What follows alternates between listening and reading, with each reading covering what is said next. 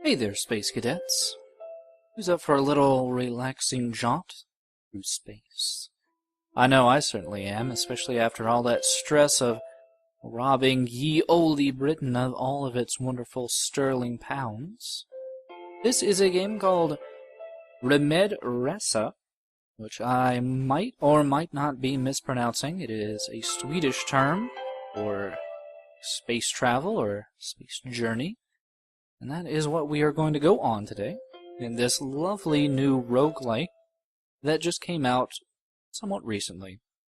Now, most would probably not consider a roguelite game at all to be, a relaxing little situation, but in this case, the designers decided to go a little bit of a different direction, and I think they did a pretty successful job.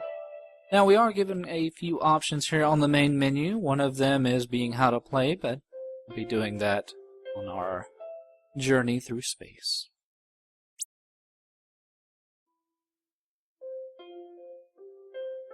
So, trying. Sorry about that. Alright, so now we can launch our ship. Now, initially, we do not start out with any space points. And how do we get space points? Well, we gotta go through space. And we start out with our default ship, the Embla Colonizer. We can see some stats over there. They are mostly middle of the road, which is fine for our initial journey out.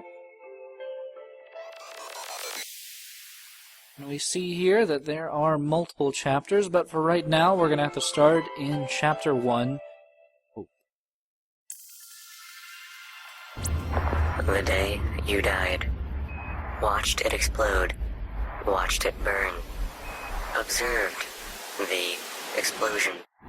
Observed the fire. Thinking of you. Yeah, hopefully that voice doesn't bother you too much. I think it works very well for the, awkwardness that comes with being the, not sole survivor, but one of the few survivors of whatever calamity befell Earth.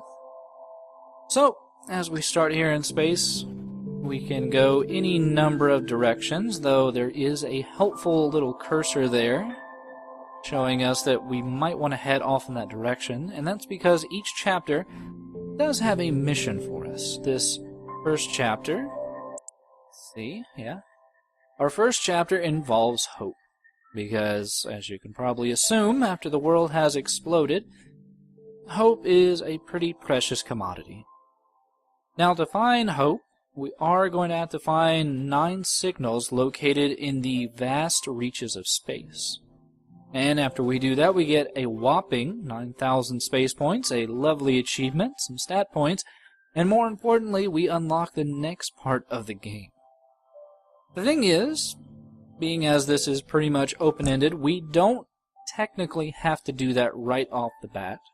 We can go in any number of directions that we want to, making our lovely astronauts seasick. And we can take in a few other portions of the screen, such as that bar in the upper middle, which just ticked off a year. Now, you don't suffer any kind of penalty for just letting years pass. You do get some experience because your pilot does accrue experience points, and as he does so, you're able to level up a few particular stats. Now, most of these aren't going to make sense as of right now, but well, I'm sure we're going to learn about those as we level up and figure things out. Now, you're probably wondering, well, what is going to limit us in our journey through the endless void of space? Well, that is going to be down in the middle, the lower middle portion of the screen, where you see it says resources.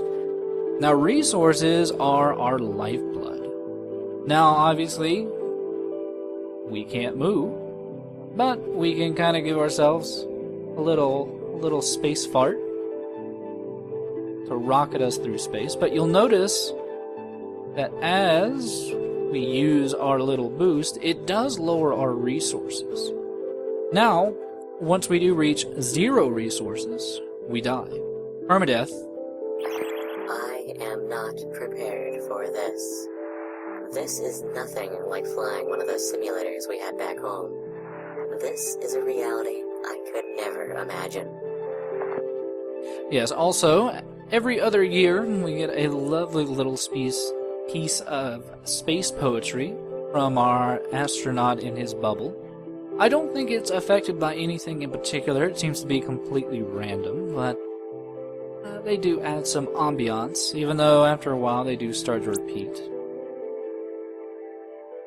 But yeah, our resources are our lifeblood. Once they reach 0, we die, and we have to start over at the beginning of the chapter, though we do keep all of our stats, all of our space points, any kind of materials we might have accrued as we journey through space. But another thing that will take up your resources is taking damage. So these nasty red rocks here, these asteroids, if we happen to hit those, which, just to show it off, wow, that did a tremendous amount of damage. You'll see that our resources have plummeted quite severely. Now, that is not the only danger we face here in the greenness of space, but it's one of the more prevalent, as we'll probably see. Though I can't be for certain just what will happen, because this game has a number of things that it can throw at us. Sometimes, as the years do pass, we might get a special gift sent to us from some far-reaching area, possibly from some still living piece of humanity out there, and we can choose whichever one we want. In this case, I think I'll go with an item, just to show that off. That is... That's down. Alright, so the item we got is not for our particular ship. It is for one of the other ones that we can use after we get enough space points. And as far as I could tell, most of the stats here are not anything we should really worry about. But I'm going to hold on to this just because it's a new gift, even though it says it's useless. But yeah, well, pretty much every time that I've played this so far, it's been a brand new adventure. Sometimes very short, sometimes very long. Just kind of depends on the RNG. This game really has a somewhat fierce RNG.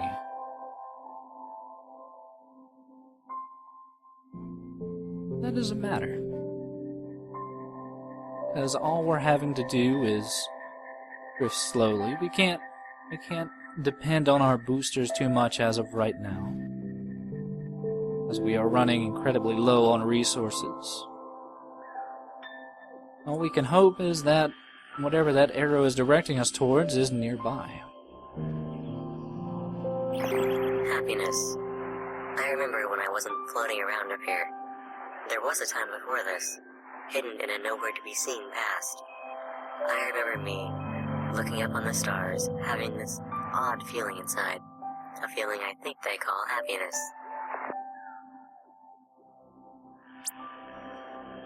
And isn't happiness just a fleeting thing in this great big eternity?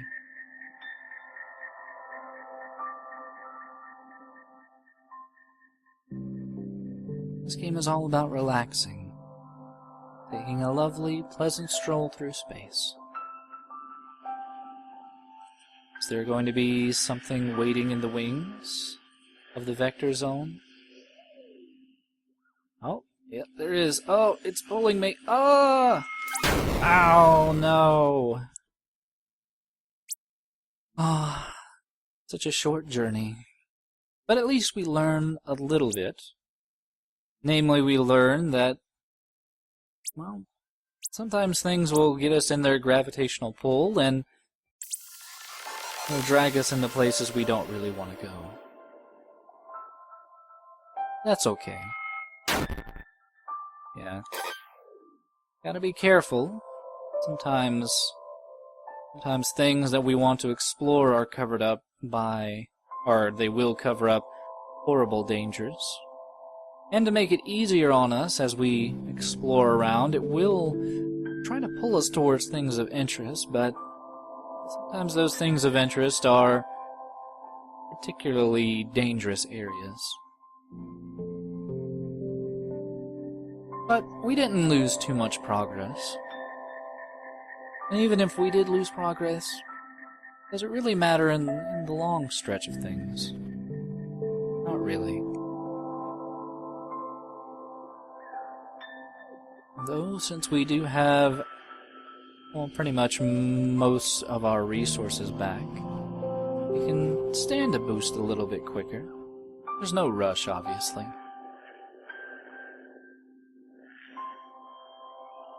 I'm just really wanting to explore and narrowly avoid rocks. I'm not sure why these space rocks want to hassle us so much. I'm sure it's not really what they want to do.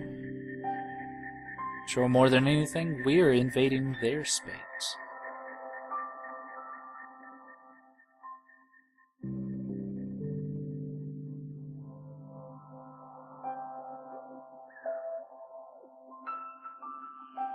Yeah, we're traveling through quite a few different zones. We can explore those zones more. Some of them might hold nice, precious goodies for us. Some of them might hold things to explore. And exploring is sometimes a rewarding activity, sometimes it is not. Oh, looks like there is something amidst the asteroids there. If we can't be very careful and pick that up. Alright, so we have a brand new engine. Still, not one we can use, though. I can only hope that maybe we do find something we can use out here.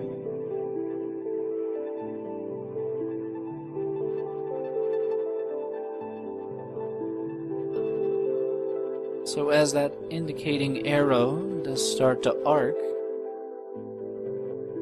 possibly mean that we are getting closer, or at least that we have to change our trajectory. Oh, I think we found it. What did we find? Danger. Looks like a comet? Let's see, all of it belongs to us, echoed out through eternity. Maybe a former base? That looks like more or less a clump of rocks. But that is part 1 of our quest, one of the many signals, and also for our troubles, we did get a consumable, which will scan the nearby area for items, though you don't need to worry about that right now. Ooh. Seems that we just attracted a mysterious star that gave us quite a bit in the way of experience. There's a good chance that if we survive long enough, we let enough years pass, we might be able to reach level 1 and accrue some stat points. Ooh. Careful there. There is something to explore amidst all the rocks.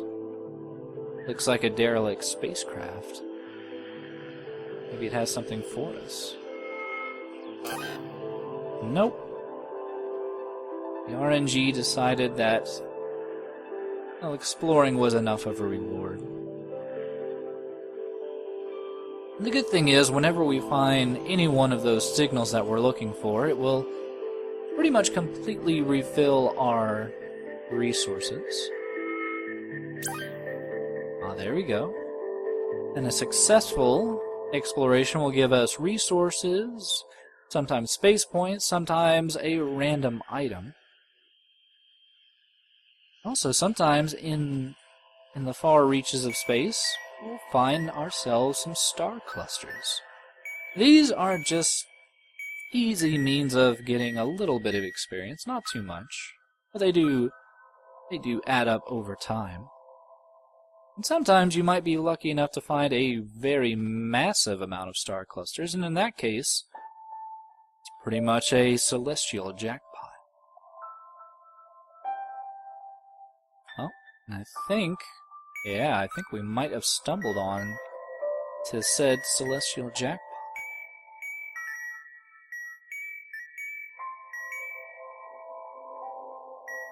Now, you can get another ship pretty early on that has a much larger grabbing radius. The problem is the first... all those level 1 ships cost about 12,000 space points apiece. So it might be a little bit before we get to one of those, but we did find some kind of hope. It gave us a sentry. And we can use it finally. A sentry, as far as I can tell, doesn't do a tremendous amount. It does give us a little bit of acceleration, but it also mildly changes the directional arrow leading us into the next signal. So, a little bit more resources. You can usually tell when something is nearby. No.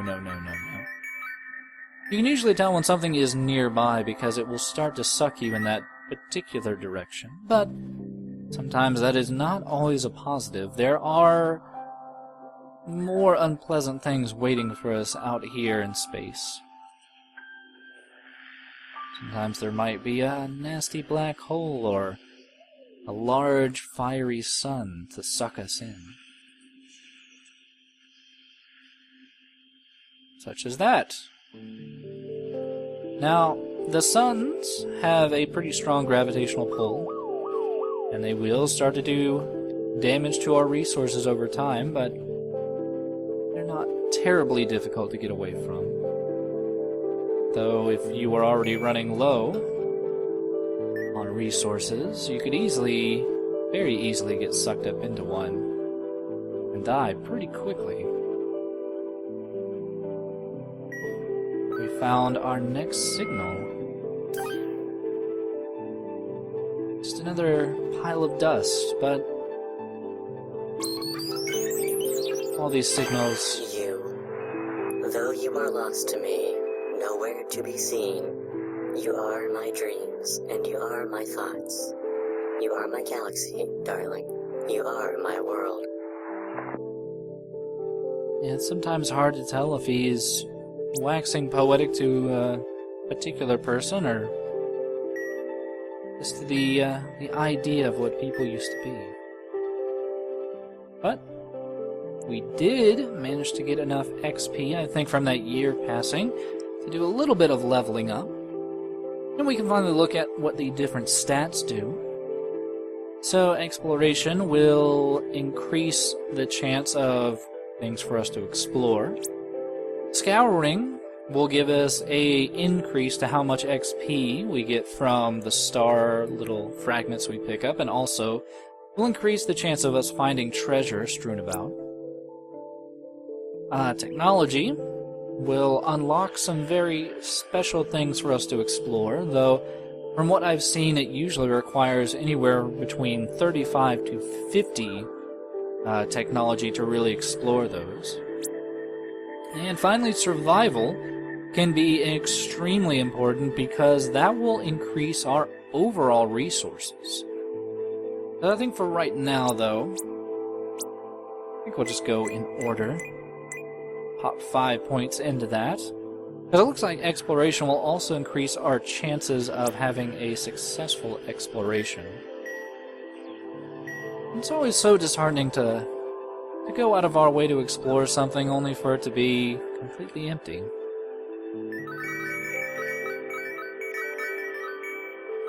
Really, though, I mean,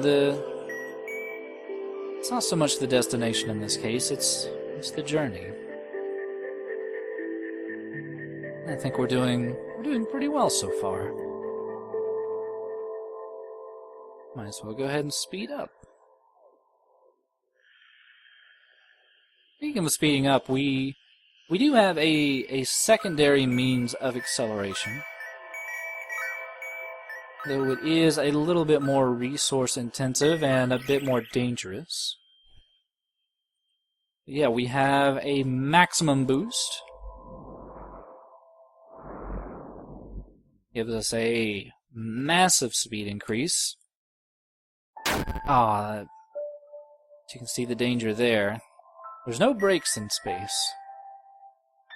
At most, you can make a quick 180 and hope that you can turn around soon enough that you don't volley your way into danger. Well, and what do we have here? 2 space light bulbs. What are these? Oh, we unlocked some research. Let's see what research we have. So, sometimes in the deep parts of space, you might find just floating bits of research. Now, these require some space points and some time, some real life time, but they do give us some consumable, some additional benefits. In this case, Micro Booster no longer costs extra resources when filled. I assume that is that massive boost we get. 19,000 is a bit costly. I'm not sure what this does. Reduce scrap points needed to craft an item. I think we have the ability to do that yet. And, well, this just seems like a straight increase, but I don't think we'll be going for another 9 minutes, so yeah, let's go with this. Sounds good. So we can now see in the upper right-hand corner that time is passing for our research on the Polygon Drifter. Life. But I'm not ready to die yet. Cowardly, I hide in the darkness and think of the light. I don't think you're a coward. Oh, that's no good. Our journey might come to an end quicker than I thought.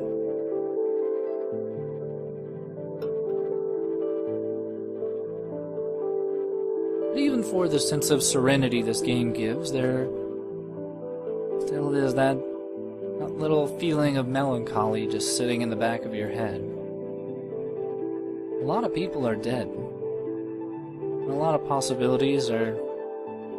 it's not really feasible anymore for the human race. And that's what the entire point of our journey is right now. It's...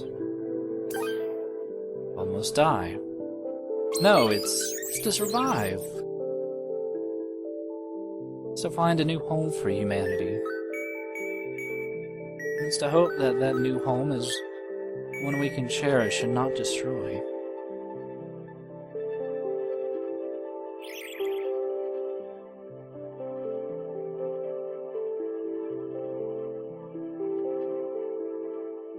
But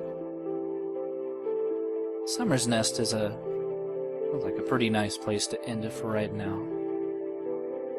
So, I hope you all enjoyed our little jaunt through space. Not totally sure if I'll continue on, because it kind of depends on the response, but I find this game relaxing no matter what, so I'll probably still continue to play on my own.